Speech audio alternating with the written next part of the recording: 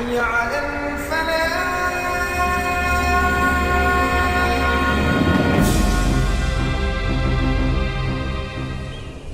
Nah, sekarang kita masuk kepada hal yang tidak kalah pentingnya, yaitu tentang revolusi akhlak.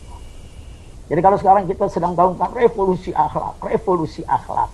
Nah, akhlak yang dimaksud akhlak kemana? Akhlak yang tadi sudah kita bahas dari awal sampai barusan. Nah, ini semua merupakan bagian daripada revolusi akhlak. Nah, sehingga di sini saya hanya ingin memberikan satu kesimpulan singkat saja, bahwa revolusi akhlak ini memiliki level. Nah, jadi ada levelnya. Nah, level yang pertama adalah level individu. Artinya, kalau kita bicara revolusi akhlak di tataran level individu, maka bagaimana caranya rakyat dan bangsa Indonesia ini, semua elemen bangsa, kita ajak secara bersama-sama melakukan perubahan secara cepat.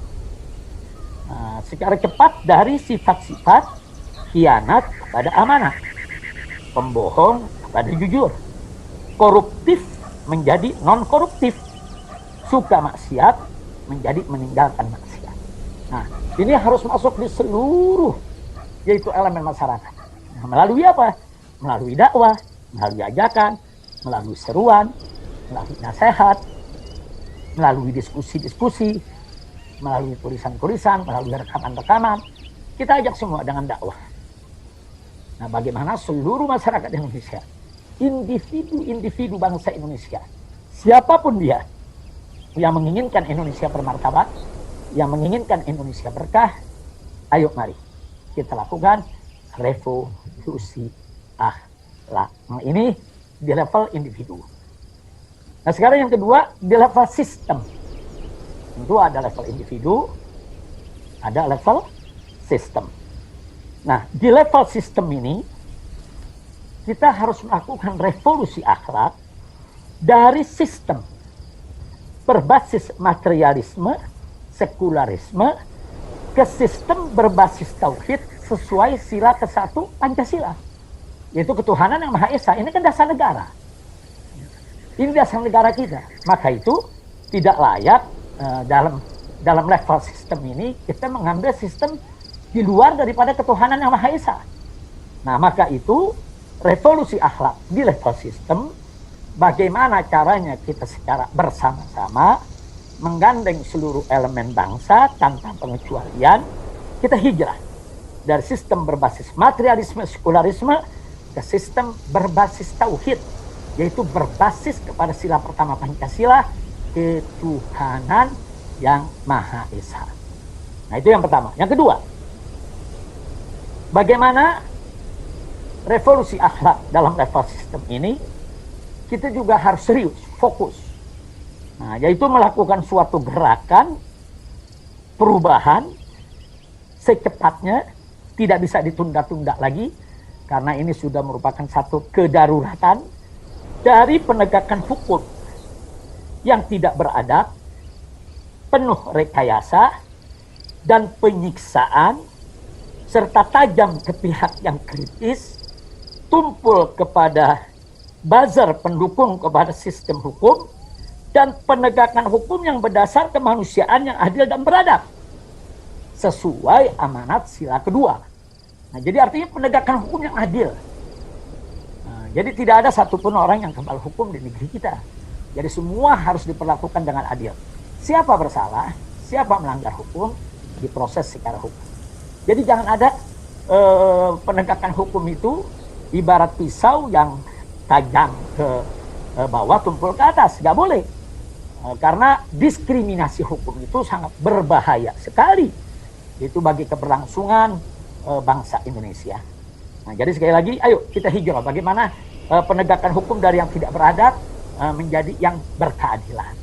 Nah, jadi sesuai dengan amanat sila kedua dalam Pancasila, kemanusiaan yang adil dan beradab. Kemanusiaan yang adil, kemanusiaan yang adil dan beradab itu harus menjadi dasar dalam penegakan hukum di negara Indonesia yang sudah dinyatakan oleh Undang-Undang Dasar 1945 sebagai negara hukum. Ingat, Indonesia adalah negara hukum, bukan negara kekuasaan. Nah kemudian yang ketiga, dalam revolusi sistem ini, revolusi akhlak, kita juga harus bergerak secara cepat. Nah, perubahan yang tidak boleh ditunda lagi. Satu revolusi, satu perubahan yang cepat tapi dinamis, cepat dan nggak boleh ini ditunda. Yaitu dari politik belah bambu dan adu domba kepada politik persatuan Indonesia. Nah, sesuai amanat sila ketiga dalam Pancasila yaitu persatuan Indonesia. Jadi nggak boleh ada lagi politik adu domba. Oh ini golongan saya, ini golongan Anda. Oh ini golongan kritis, kami tidak sukai. Oh ini golongan asal Bapak senang. Oh ini kami sukai, nggak bisa. Oh yang ini diangkat, yang ini ditendang, yang ini dirangkul, yang ini dipukul. Tidak boleh. Karena dalam satu sistem kepemimpinan, seorang pemimpin yang memiliki leadership yang kuat, dia harus ada di atas semua agama, semua golongan, semua suku, semua ras. Dia tidak boleh hanya menjadi milik satu golongan saja, satu kelompok saja. Maka dia akan terdil. Dan itu berbahaya, bisa mengantarkan kepada perpecahan. Nah itu yang kita ingin ingatkan. Ini perlu revolusi, semua ini perlu revolusi. Jadi ini sudah menjadi rahasia umum di mana-mana. Kita bisa lihat penegakan hukumnya tidak adil, adu domba, pecah belah. Dan ini harus dihentikan. Karena ini merupakan sumber kegaduhan. Nah yang keempat adalah bagaimana kita juga perlu punya etikat baik, keseriusan dan kerja keras. Juga dibutuhkan kecepatan itu di dalam bertindak, itu yang disebut sebagai revolusi. Yaitu kita hijrah dari sistem politik liberal ke sistem politik musyawarah mufakat, sistem politik perwakilan. Nah, sesuai amanat sila keempat dalam Pancasila, kerakyatan yang dipimpin oleh hikmat kebijaksanaan dalam permusyawaratan perwakilan. Ini kan sistem politik kita. Nah, sistem politik yang sudah dibangun oleh para founding father ini nggak boleh diganti menjadi sistem neolib, menjadi sistem liberal, menjadi sistem yang otoriter atau menjadi sistem yang diktator. Tidak boleh. Nah, karena itu bisa menghancurkan tatanan demokrasi Negara Kesatuan Republik Indonesia. Jadi para founding father kita itu luar biasa. Mereka orang-orang cerdas, negarawan. Mereka punya pemikiran begitu panjang ke depan untuk kebaikan bangsa Indonesia. Jadi mereka sudah letakkan itu dasar-dasarnya. Apa dasar ekonominya, dasar politiknya. Bahkan pertama sekali mereka letakkan dasar agamanya. Ketuhanan yang Maha Esa. Yang kedua, kemanusiaan yang adil dan beradab. Ini kan dasar penegakan hukum.